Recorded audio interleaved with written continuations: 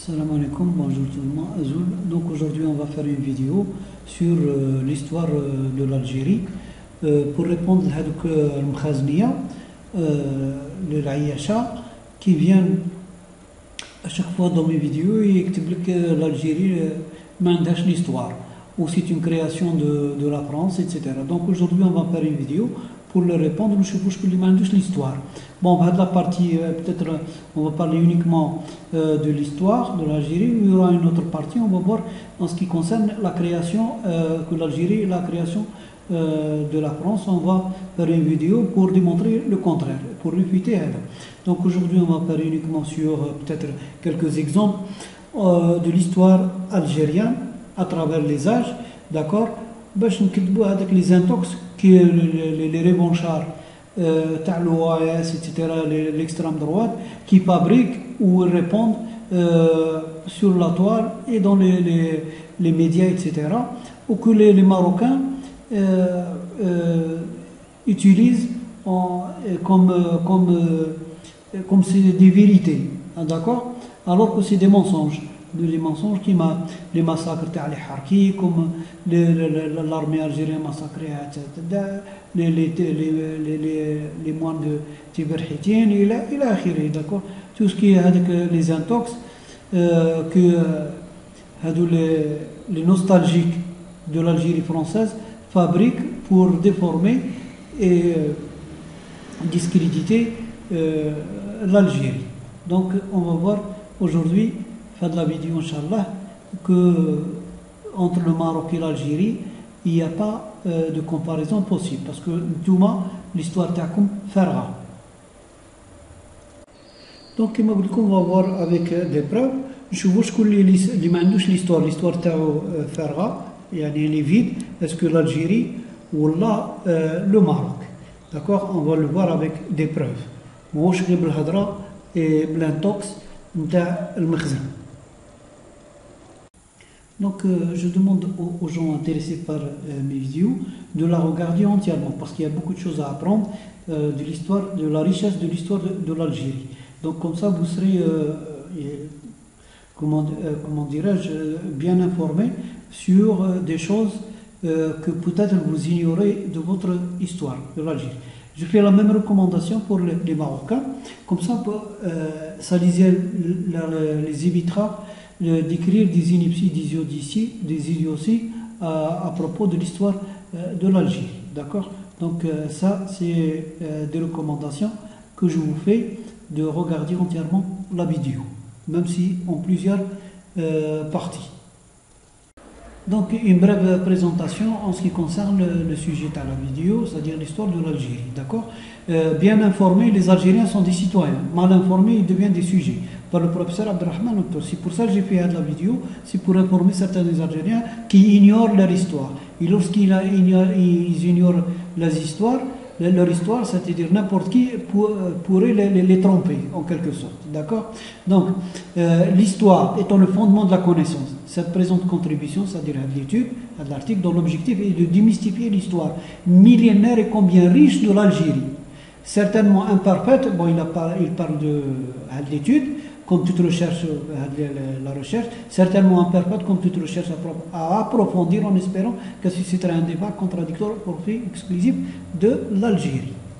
Donc on va voir déjà d'emblée, en ce qui concerne, on compare l'histoire du Maroc et de l'Algérie. Vous voyez là, sur le monde diplomatique, le Maroc, chronologie historique. Donc l'histoire Tahom, elle commence en 1062, fondation du Marrakech par les Almoravides, c'est-à-dire la conquête arabe. Donc c'est ça l'histoire Tahom. Elle commence à 1062, d'accord? Si on regarde la chronologie de l'Algérie, la conquête 3e siècle avant Jésus-Christ, Massinissa unifie le royaume, etc. 112 à 115 avant Jésus-Christ, le bilan du Kurta. Après 347 après Jésus-Christ, les tribus berbères, etc. etc. D'accord? Donc, vous voyez qu'il y a une grosse différence. La même chose, on va voir sur la chronologie en ce qui concerne Wikipédia. D'accord? La chronologie est à l'Algérie. Regardez, donc la chronologie de l'Algérie, regardez, avant Jésus-Christ, le 11e siècle avant Jésus-Christ, d'accord, extension des Phéniciens, etc. Regardez la chronologie de l'Algérie. On va voir donc le Maroc. Voilà le Maroc, chronologie du Maroc. Regarde, voilà, c'est terminé la page. D'accord? Donc vous voyez bien que l'histoire du Maroc, elle est vide. D'accord? Donc on a vu que l'histoire de l'Algérie commence dans l'Antiquité. D'accord? Maintenant, si on veut aller plus loin que l'Antiquité, au début de l'aventure humaine, l'apparition de l'homme, l'Algérie, qui m'envoie un article dans le Parisien, c'est pas un article dans l'Algérie, dans le journal, le site algérien, l'Algérie c'était le véritable berceau de l'humanité. Des études de signes de présence humaine ont été découverts récemment, ils datent au moins de 2,4 millions d'années. D'accord? C'est-à-dire le début de l'apparition de l'homme qui mène l'Éthiopie ou la Tanzanie, etc. Lucie, etc. Le squelette Lucie, d'accord. L'Algérie, nouveau berceau de l'humanité, d'accord. C'est l'Obs, le nouvel observateur, d'accord. Aussi, c'est un site français. Donc la même chose, on a agi.fr, un site français. L'Algérie serait le véritable berceau de l'humanité, d'accord. Sur le reportage de Ouattam, l'Algérie est un des berceaux de l'humanité sur les traces des premiers hommes. D'accord. La même chose, sur le matin d'Algérie, origine de l'homme, l'Algérie serait le berceau de l'humanité. Donc l'Algérie, c'est non pas qu'elle a une histoire qui commence à l'Antiquité, mais elle commence au début de l'apparition de l'être humain sur Terre. D'accord. Donc tout le monde dit l'Algérie n'a pas d'histoire. C'est le Maroc qui n'a pas d'histoire, c'est pas l'Algérie. L'Algérie, l'homme est apparu au début de la naissance de l'homme, d'accord. Donc l'Algérie, elle était peuplée par ses premiers hommes, d'accord. Donc qui vont contester ou essayer de nier ou de refuter des trouvailles en Algérie, bien sûr, vous vous en doutez, c'est les Français et la France. Et le plus beau, par des fois, c'est des scientifiques.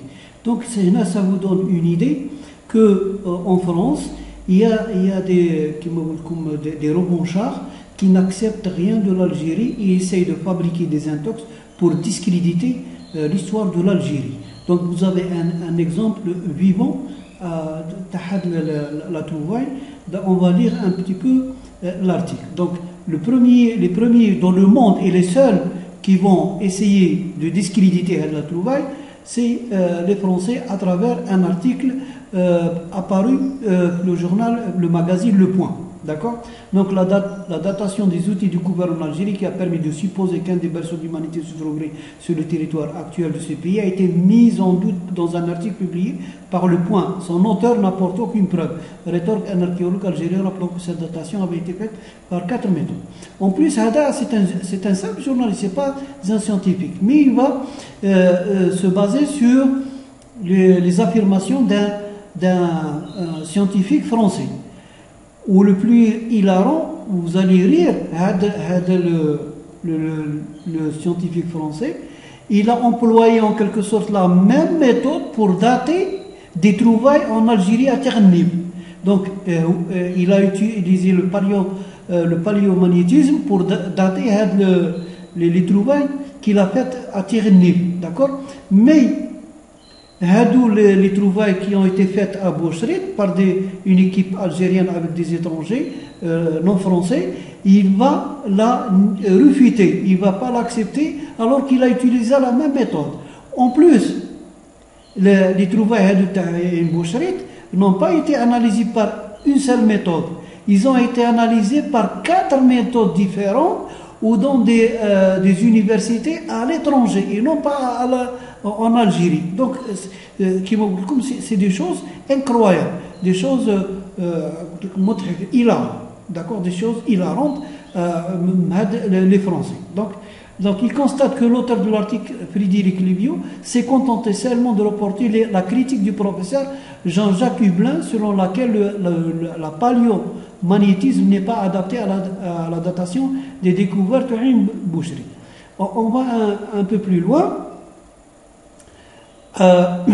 Pardon, à ces 3 méthodes, bon, on va parler de... toujours cela, Mohamed Sahnouni, intéressant de noter cependant que le professeur Hublin n'est pas cohérent avec ses critiques du paléomagnétisme. de Ain Bouchrit. En effet, il est co-signataire d'un article établissant l'âge des sites à hominidés de Tirnif en Algérie à 700 000 ans en se fondant sur le paléomagnétisme. Donc, il refute la méthode, c'est-à-dire les analyses qui ont été faites sur le trouvaille de Ain Bouchrit, où il accepte sur le trouvaille parce qu'il est impliqué sur les trouvailles qui ont été faites à Tirnif. D'accord? Autrement dit, le professeur Hublin voudrait transmettre ce qu'il publie, eux, est incontestable et valable, et ce que publient ces Algériens et leurs collaborateurs étrangers n'est que basé sur des méthodes grossières à constater l'archéologue. D'accord? Donc, en plus, les analyses n'ont été pas faites uniquement par une seule méthode, le paléomagnétisme. La datation des trouvailles a été faite par 4 méthodes. Or, les trouvailles de Ain Bouchrit ont été datées en se basant non seulement sur le paléomagnétisme, mais aussi sur la datation de résonance paramagnétique électronique, le RPE, ou SCR, de graines de quartz blanchi, la biochronologie des grands mammifères et le taux d'accumulation sédimentaire, le SAR, fait remarquer Mohamed Sahnouni. Ainsi, l'étude s'appuie également sur la datation RPE effectuée par le français Dr Mathieu Duval, grand spécialiste du SCR de l'Université de Griffith, Australie, connu pour ses travaux de datation par cette méthode, notamment des sites anciens du pourtour méditerranéen, indique l'archéologue algérien. Donc vous voyez que les trouvailles, ils n'ont pas été faits que par une seule méthode, le paléomagnétisme qu'il refute avec le français, ou qu'il a lui-même utilisé pour des trouvailles en Algérie. Mais elle a été faite par d'autres méthodes, donc 4 méthodes différentes. Ils sont arrivés au même résultat à 2,4 millions d'années. D'accord? Vous voyez un exemple où il y en a, je vous montre un autre exemple, un exemple où les Français, toujours en ce qui concerne l'Algérie, ils essayent de nier les choses et de fabriquer des mensonges ou des intox pour dénigrer l'histoire de l'Algérie. D'accord? Donc vous avez un exemple vivant. Donc la datation des découvertes d'Ain Bouchrit est aussi étayée par la méthode de biochronologie des grands mammifères conduite par le paléontologue néerlandais Jean van der Meij, connu pour ses travaux paléontologiques et biochronologiques des suidés qui sont précis, crédibles, respectés par les paléontologues de la spécialité du monde entier. Note encore Mohamed Sahnouni. À ces 3 méthodes est venue s'ajouter celle de Sedimentary Accumulation Rate, SAR, très utilisée dans le monde entier, notamment pour estimer des âges des sites archéologiques anciens en Afrique.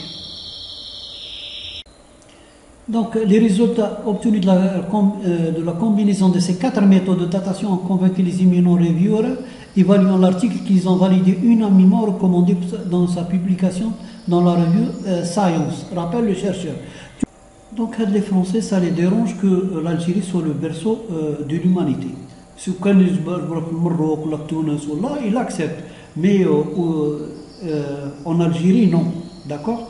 Donc, vous voyez bien que ils font les choses sciemment, ils fabriquent des intox sciemment, tout ça pour discréditer Kimoglukum et pour nier l'histoire de l'Algérie. Donc les Français ils sont les seuls au monde à contester, qui m'a réfuté, à protester contre tout ce qui vient de l'Algérie, son histoire, etc. Pourquoi? Parce qu'on les a bottés hors de l'Algérie, on leur a mis un coup de pied dans le derrière, et jusqu'à maintenant ils n'ont pas encore digéré tout ça. D'accord? Donc ils sont revanchards, et quand ils ont trouvé le Maroc ou la Tunis, ça les importe peu, d'accord? Parce que maintenant j'ai un coup de pied, d'accord? Parce que nous avons un coup de pied, ils ont subi une défaite en Algérie, et donc à chaque fois qu'il y a quelque chose, c'est le premier à réagir négativement par rapport à la chose qui concerne l'Algérie. Donc ils essayent par tous les moyens de fabriquer des mensonges, des intox. Donc ils essayent par tous les moyens de fabriquer des mensonges et des intox en ce qui concerne l'Algérie, l'histoire de l'Algérie, comme les massacres de Harki, le massacre de la population algérienne par son armée, l'Algérie de création française, etc., etc. Donc on est habitué à la chanson française. Donc ça ne nous étonne pas à chaque fois qu'il y a une chose en ce qui concerne quelque chose de positif en ce qui concerne l'Algérie. Les Français, c'est les seuls au monde à contester, à nier négativement les belles choses en ce qui concerne l'histoire de l'Algérie. Et donc c'est une occasion pour les Marocains, c'est une aubaine pour sauter sur l'occasion, pour essayer de reprendre les intox et les mensonges, parce qu'ils n'ont rien à mettre sur la dent, parce qu'on a beaucoup de choses à leur reprocher, ils ont beaucoup de tares et des défauts pour la société, la prostitution, la pédophilie, le cannabis, etc. Donc ils n'ont rien à mettre sur la dent, donc ils sautent sur les intox et les mensonges pour sauver la face devant les Algériens et l'Algérie. Donc je vais vous donner un autre exemple pour les Français. Le ridicule ne tue pas, qui les Français, d'accord. Donc vous allez voir qu'ils remettent en cause même des choses qui sont des choses avérées, d'accord. Découverte d'une protéine extraterrestre spécifique sur une météorite tombée en Algérie. Donc elle dit c'est la première une protéine extraterrestre dans une météorite, une découverte à prendre avec des pincettes, bien sûr. Pourquoi? Parce que la science à venir, c'est français, d'accord. Une étude en prépublication largement commentée dans les médias brandit la découverte d'une toute première protéine dans une météorite vraiment avec point d'interrogation.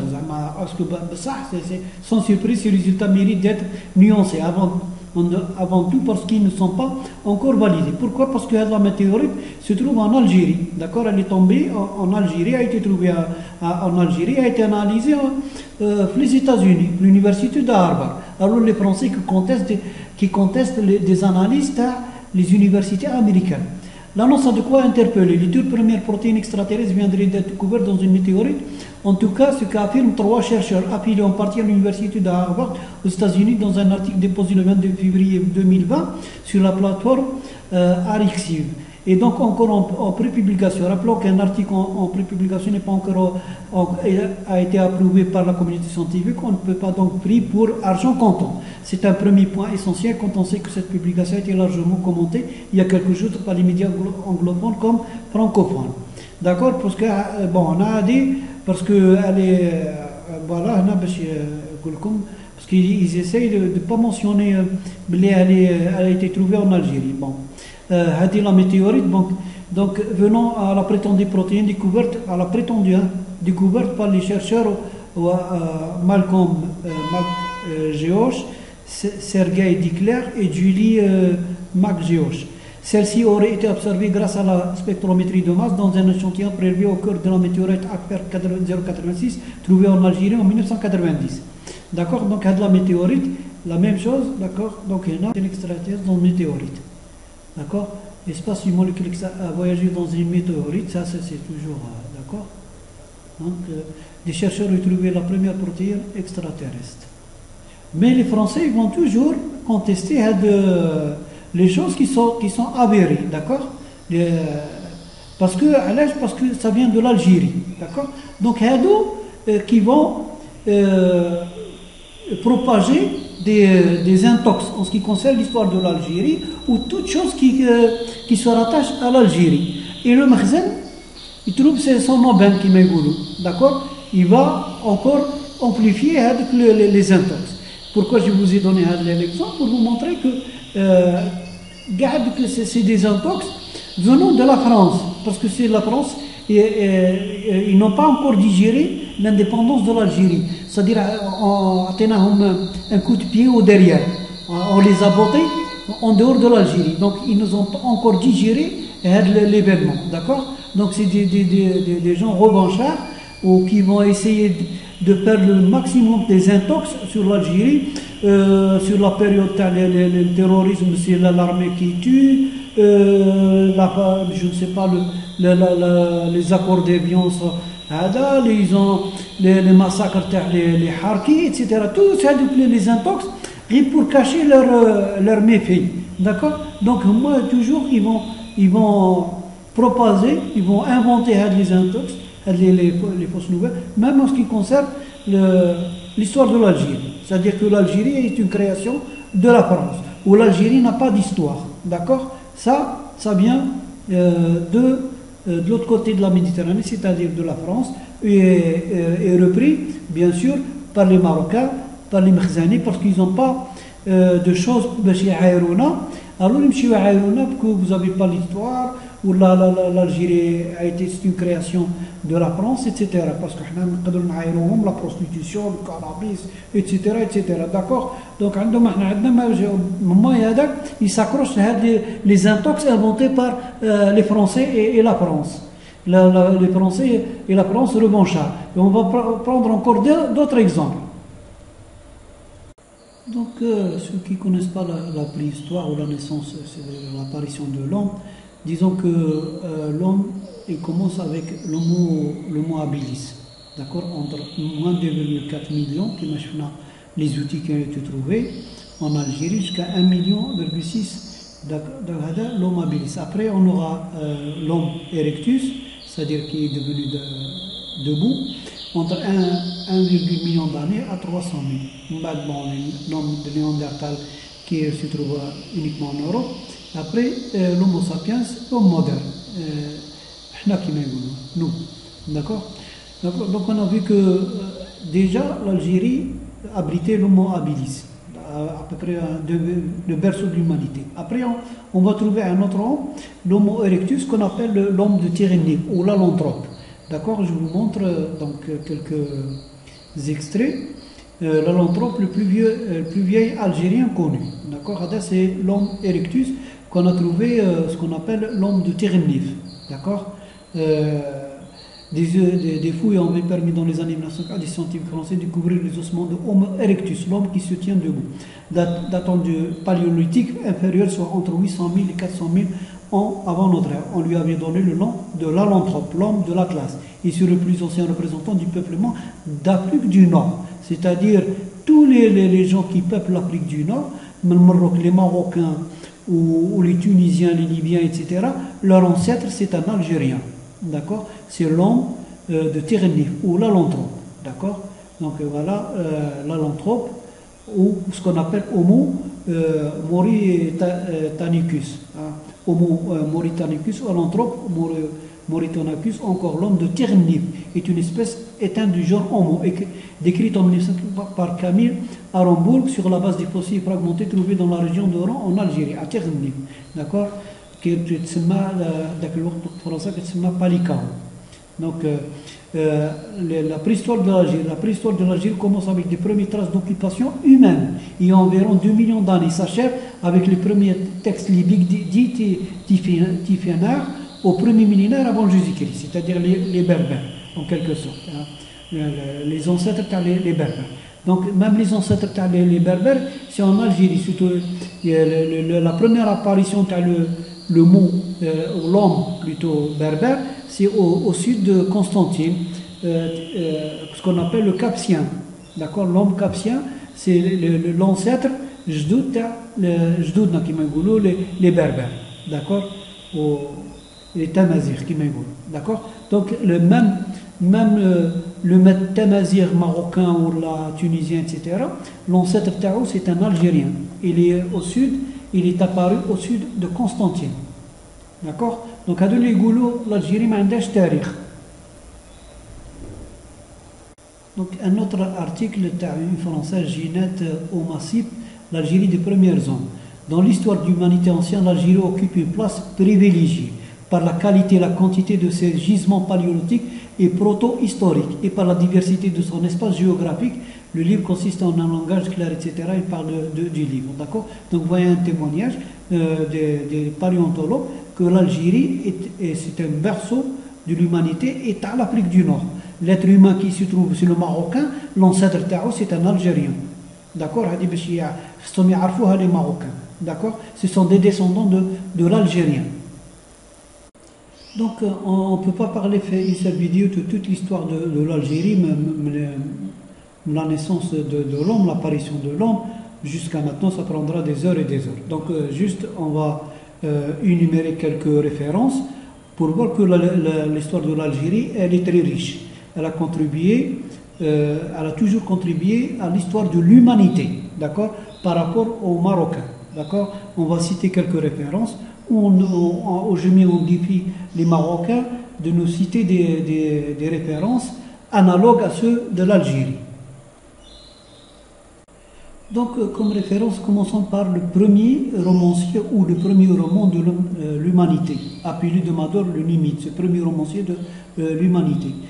Philosophe, écrivain, poète, traducteur, conférencier, le Berbère appelé de Mador est présenté comme le premier romancier de l'histoire de l'humanité avec son œuvre majeure, Métamorphose ou L'âme d'or, une composition de 11 livres écrits vers 1161 après Jésus-Christ.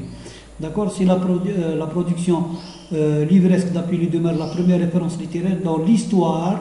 Elle renseigne aussi l'universalité d'un esprit qui, au-delà de Carthage, d'Athènes, d'Afrique du Nord, suscite encore l'intérêt des universitaires et des auteurs, y compris durant l'ère contemporaine en Algérie et ailleurs en Europe. Ce natif de Mador, d'Arouche, dans l'actuelle Soukharas, Algérie, issu d'une famille aisée, est considéré comme une personne singulière et attachante. D'accord. Donc, il a appelé le premier romancier de l'humanité, de l'auteur. Donc, premier romancier de l'humanité appelé enfant de Soukharas, revisité. D'accord. Donc, pour c'est tout. Appelé écrivain amazigh. Donc, le premier romancier, le premier roman de l'humanité, c'est un Algérien. C'est un enfant de Soukharas. Donc, une autre référence et un autre exemple de l'histoire d'Algérie, Saint-Augustin. Bon, Saint-Augustin et Sainte-Monique. Bon, sa mère qui porte le nom de Sainte-Monique, on trouve la ville de Sainte-Monica aux États-Unis. Elle porte le nom de sa mère, c'est un Algérien. Donc, Tagaste, Soukharas, lieu de naissance en novembre 354, cité punique et romaine, puis la patrie de deux chrétiens berbères célèbres, Sainte-Monique et son fils Saint-Augustin. Donc, sa mère, c'est Sainte-Monique. Augustin d'Hippone, est le théologien le plus fascinant qui soit. C'est aussi le plus célèbre des Algériens. Il s'agit à proprement parler d'un Romain d'origine berbère. D'accord. Donc, Saint-Augustin, évêque d'Hippone, docteur d'église. Donc, il est considéré parmi les 4 pères de l'église chrétienne. Donc, on va lire Wikipédia, Augustin d'Hippone, ou Saint-Augustin, né le 13 novembre 350 à Tagas, actuellement Soukharas, toujours qui m'a appelé, le romancier, un municipe de la province d'Afrique, qui est mort le 28 août 430 à Hippone, actuellement à Naba, Algérie. C'est un philosophe théologien chrétien romain de la classe aisée, ayant des origines berbères. Avec Ambroise de Milan, de Jérôme de Stridon et Grégoire le Grand, il est l'un des 4 pères de l'Église occidentale et il est l'un des 36 docteurs de l'Église. D'accord. Donc c'est ça, c'est un autre Algérien, un autre berbère algérien, il est né à Soukharas, qui m'a le romancier appelé. D'accord. Donc là, c'est un autre, l'histoire. Tout le monde n'a pas l'histoire, les Marocains. Mais d'accord, Saint-Augustin d'Hippone, né à Tagaste, dans l'actuelle Algérie en 350, mort à Hippone en 430. Augustin est un des géants du christianisme, avocat, homme de culture, il se convertit à l'âge adulte au christianisme. Très vite, il met ses talents intellectuels et littéraires au service de sa foi. Il est élu évêque d'Hippone et laisse derrière lui une œuvre immense qui continue à être une référence. D'accord. Donc, là, Saint-Augustin. Donc, un autre exemple, qui est un exemple immense, c'est l'aventure des chiffres arabes. Les chiffres arabes que le monde maintenant utilise, le monde entier. Dans n'importe quelle parcelle dans le monde entier, on utilise les chiffres arabes. Et les chiffres arabes, ils sont partis de Bjaya. D'accord. C'est le mathématicien italien qui a Léonard de Pise, le mathématicien de Bougie, qui a introduit les chiffres arabes, qui a rapporté les chiffres arabes vers l'Europe. D'accord. Fibonacci a introduit les nombres indo-arabes en Europe. Léonard Fibonacci est l'invention des heures. D'accord. Fibonacci et les chiffres arabes. D'accord. Donc c'est un autre exemple où l'aventure des chiffres arabes. le mathématicien italien Leonardo Benazzi, originaire de Pise, participa à la diffusion active des chiffres arabes tels que transmis durant son éducation dans la ville de Bjaya à l'est de l'Algérie. Les chiffres arabes désignent le système de numérotation avec notation positionnelle des 10 chiffres de la base inspirée d'un système indien datant de la période, etc. etc. D'accord? Donc c'est un autre exemple dans l'histoire de l'Algérie. Donc les chiffres arabes, les chiffres qui utilisent le monde entier sont partis de l'Algérie. Ils sont partis de Bjaya à travers un mathématicien italien qui a fait les études de mathématiques à Bjaya. Lorsque Bjaya était au temps de la civilisation arabe, était rayonnante à travers le monde. D'accord? Bougie, c'est-à-dire les bougies, parce que aussi la ville a dit qu'elle était célèbre avec le shma'. Quand on fabriquait les bougies, c'est pour ça qu'elle s'appelait bougie, parce que c'est-à-dire la ville de Bjaya, elle a éclairé le monde avec les bougies et avec les mathématiques. D'accord? C'est énorme. Quelque chose que vous ne pourrez jamais avoir, vous les Marocains. D'accord? Bjaya, elle a éclairé le monde avec ses bougies. D'accord? On fabriquait les bougies à Bjaya, et c'est pour ça qu'elle portait le nom, on lui a donné le nom de bougie. D'accord? Et les mathématiques. Elle a éclairé le monde avec les chiffres arabes qui sont partis de l'Algérie. Donc voici par exemple l'histoire de Bjaya, le bougie, la ville éclairée par son nom. Donc on peut lire un peu plus bas. Connue à l'époque romaine sous le nom de Saladé. Elle devient au Moyen-Âge l'une des cités les plus prospères de la côte méditerranéenne, capitale de grandes dynasties musulmanes, notamment les Hafsides et une branche des Hammadites et une branche des Hafsides, d'abord connue en Europe grâce à la qualité de ses chandelles faites de cire d'abeille, auxquelles elle a donné son nom, les bougies Bjaya. Elle a également joué un rôle important dans la diffusion des chiffres indo-arabes en Occident. Elle est aussi désignée par son nom francisé de bougie, nom officiel durant la période de la colonisation. Elle s'appelait bougie pendant la colonisation française, maintenant elle s'appelle Bjaya. Donc histoire de Bjaya. Située au cœur de l'espace méditerranéen, Bjaya, une ville d'Algérie qui donne son nom aux petites chandelles, Bougia, Bjaya, Béjaïa, bougie, les bougies, et à partir de laquelle les chiffres arabes ont été popularisés en Europe, renforment de nombreux sites, etc. etc. D'accord? Donc voilà, Bjaya, l'origine du nom, Bjaya ou bougie, l'origine du nom bougie. D'accord? Donc la même chose, un autre exemple de l'histoire de l'Algérie. Bjaya qui a fourni les bougies et les chiffres arabes au monde entier. Donc un autre exemple, peut-être c'est le dernier parce qu'on ne peut pas continuer parce que sinon la vidéo sera très très très longue. Énumérer toutes les références algériennes qui ont contribué à l'histoire mondiale. Donc peut-être c'est le dernier exemple.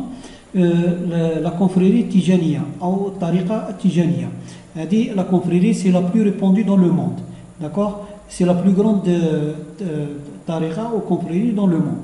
La Tijaniya ou Tariqa Tijaniya, ça en arabe, etc. Littéralement la voix Tijan, variante Tidjan ou Tidjani. Et une confrérie de Tariqa Soufi fondée par Ahmed Tijani en 1780 dans une oasis algérienne. D'accord?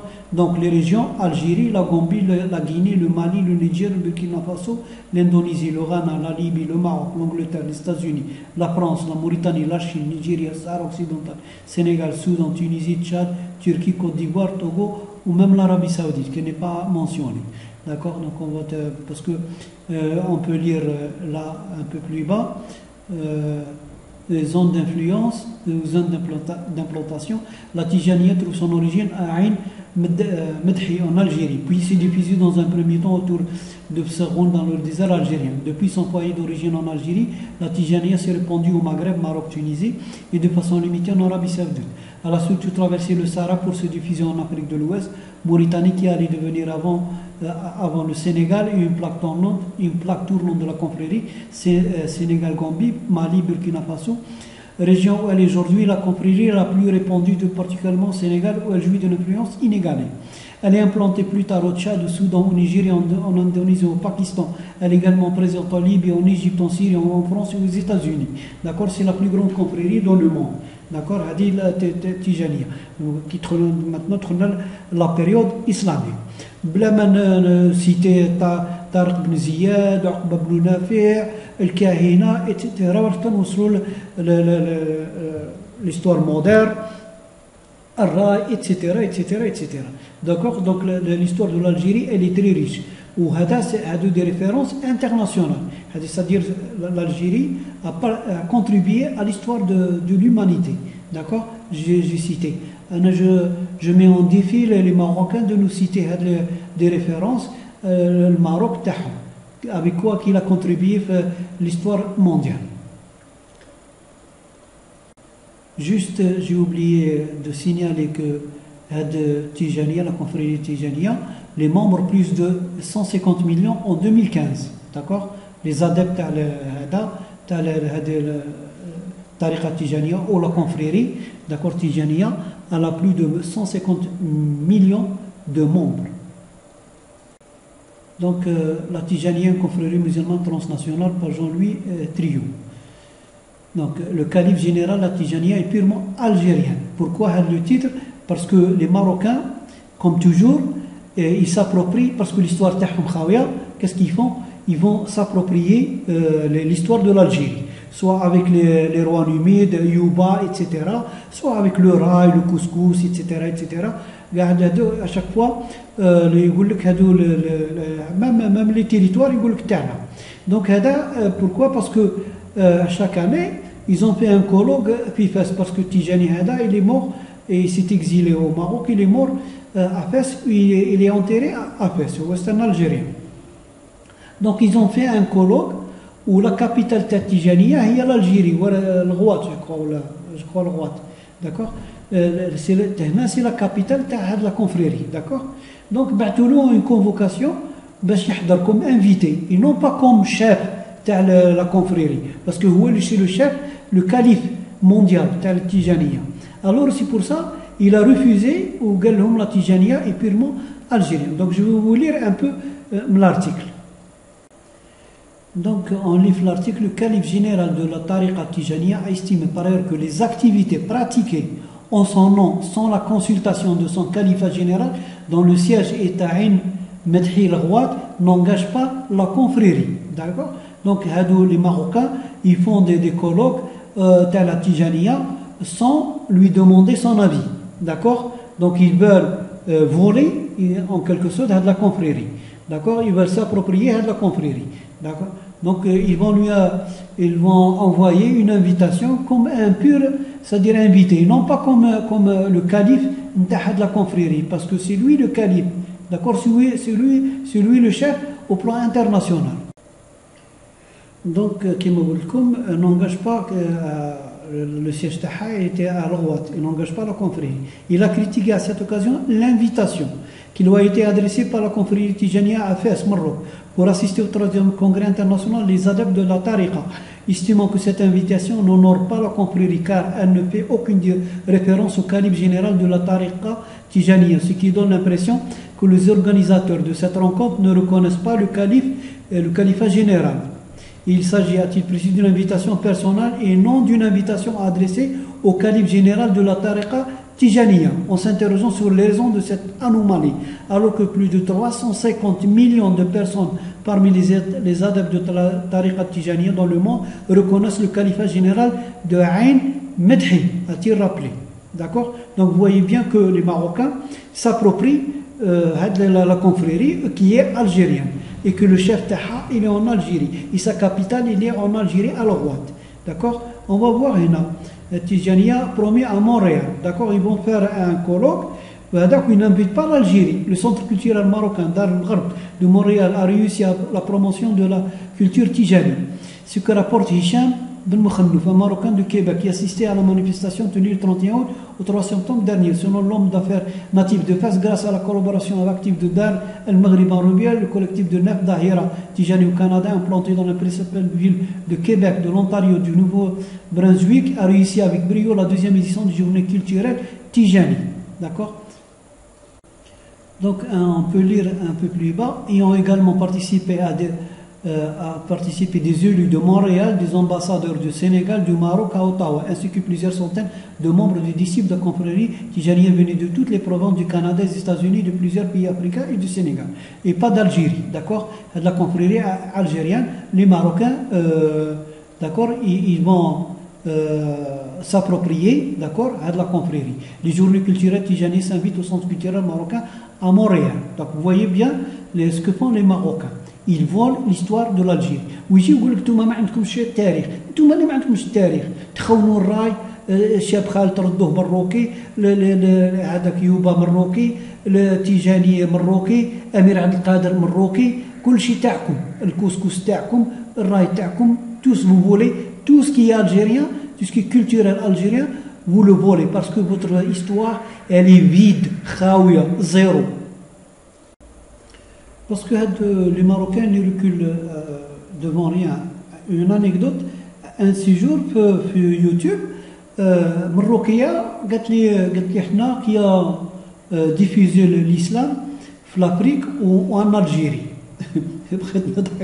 قلت لها واش محمد الرسول جا في نيويورك ولا في السعوديه؟ الاسلام جا من الغرب ولا جا من الشرق؟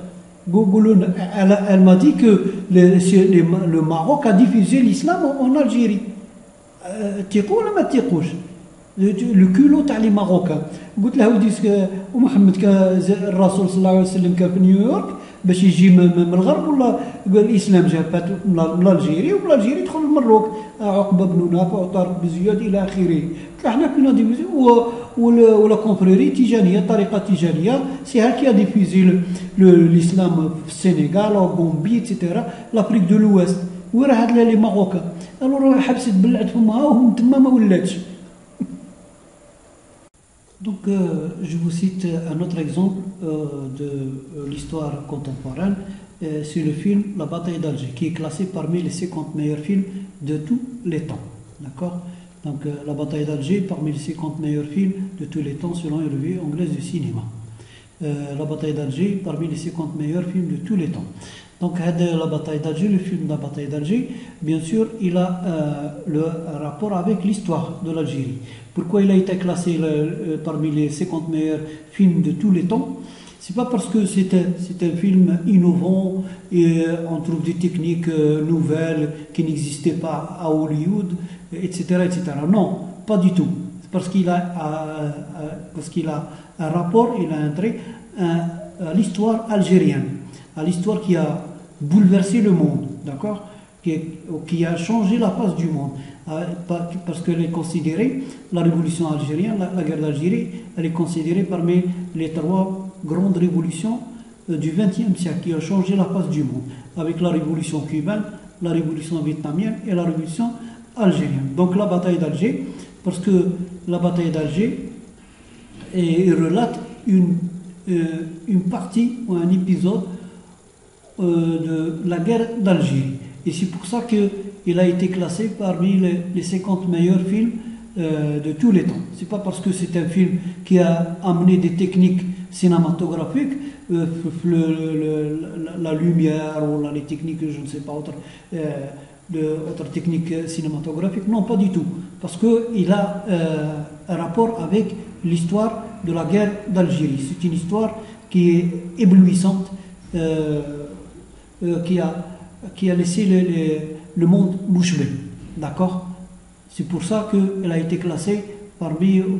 Ou pourtant c'est un film en noir et blanc. Il n'y a rien de... Il n'y a même pas la couleur. Donc c'est un film qui a été tourné en noir et blanc.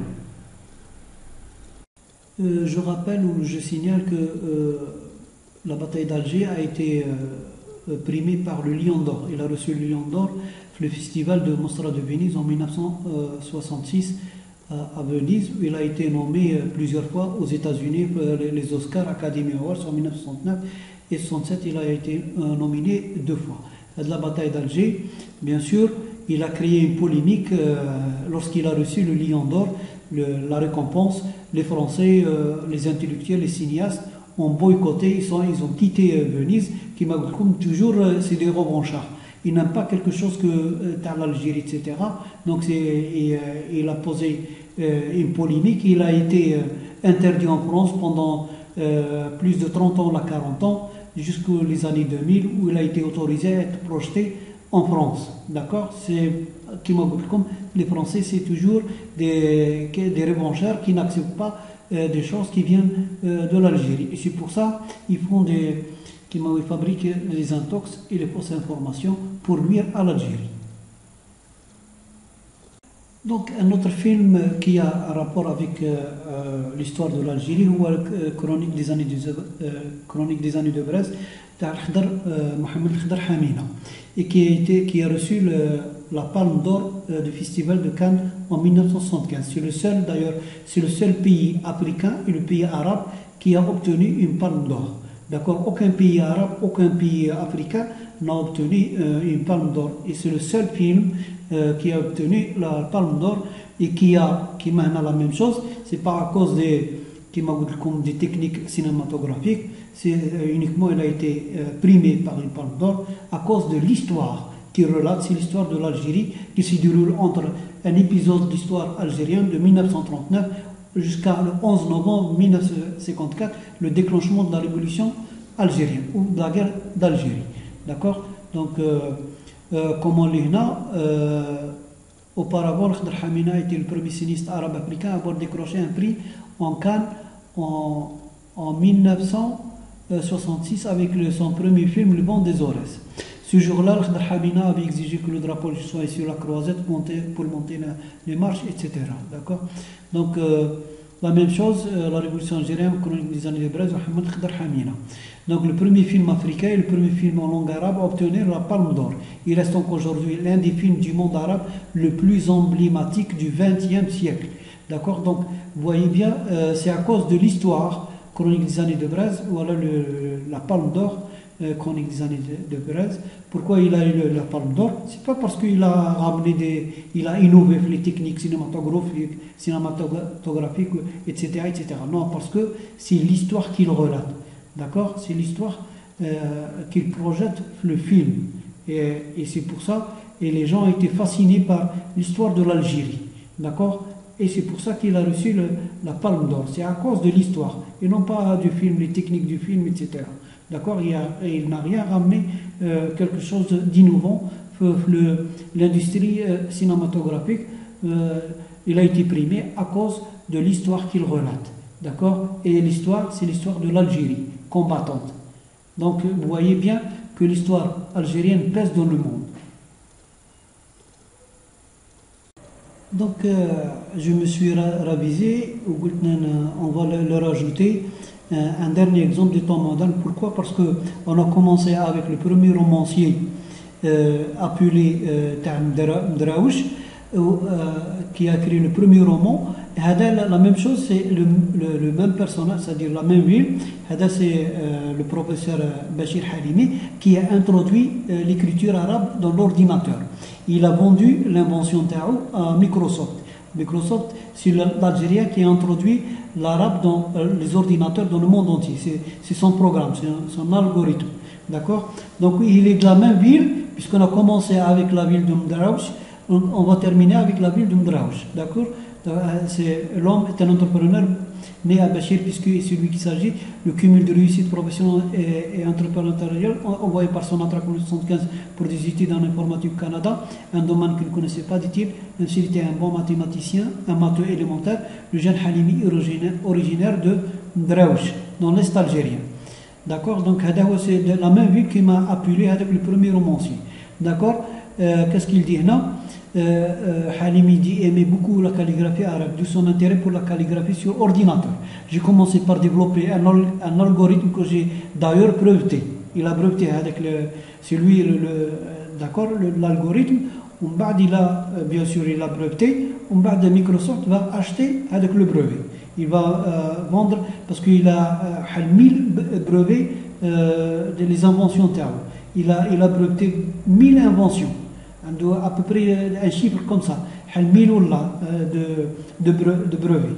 D'accord? Affirme notre interlocuteur qui a rejoint en tant que programmeur de laboratoire du professeur pakistanais à Montréal. On a lancé la première machine arabe-française. J'ai moi-même dessiné les lettres avant de les fabriquer en Syrie. On a conçu la première machine, Telex, relève TIL. D'accord? Donc, l'Algérien, Bachir Halimi, vous tapez pas Bachir Halimi, vous allez trouver à peu près, il a 1000 brevets. D'accord. Il vit toujours au Canada, entre le Canada et les États-Unis. Donc on a commencé par le premier romancier, donc on termine par le premier calligraphe qui a introduit l'écriture arabe dans les ordinateurs du monde entier. C'est-à-dire, lorsque tu écris sur ton clavier marocain, lorsque tu écris en arabe, c'est le programme Tahad algérien qui est en marche. D'accord. C'est le brevet TAO qui est en train de fonctionner sur ta machine. D'accord. Donc ça, c'est énorme aussi. Donc j'ai trouvé un article sur Facebook, Bachir Halimi, l'Algérien, qui a permis aux autres langues d'exister dans notre computer et nos téléphones portables. Non pas l'arabe, mais les autres langues non latines, qui met le grec, etc. C'est Microsoft qui a fait appel à ses compétences. Bachir Halimi, un génie, un grand nom dans le monde d'informatique et du net. Il est de la ville de Mderaouch, Soukharas. C'est le fondateur de 3 entreprises canadiennes reconnues dans leur secteur respectif pour leur technologie innovatrice. En 1915, Bachir a quitté l'Algérie pour aller étudier à l'université de Montréal. Il s'est installé au Canada en 1980, fondé sa première entreprise, Alice Technologies. Grâce à ses compétences en informatique, il a créé un algorithme permettant aux ordinateurs d'utiliser les caractères d'autres langues non latines. Aujourd'hui, elle est à la tête de sa 3e entreprise, Speech Mobilité, un chef de file mondial dans le domaine de l'informatique multilingue et de la traduction automatisée. D'accord. Donc, c'est l'Algérien qui a introduit les caractères non latins, c'est-à-dire le A, etc., le B, le latin ou l'anglais. D'accord. C'est le grec, le chinois, le hébreu, l'arabe, etc. C'est son programme, c'est son algorithme. Donc, il a introduit les caractères non latins, le grec, le chinois, le russe, l'hébreu, l'arabe, etc.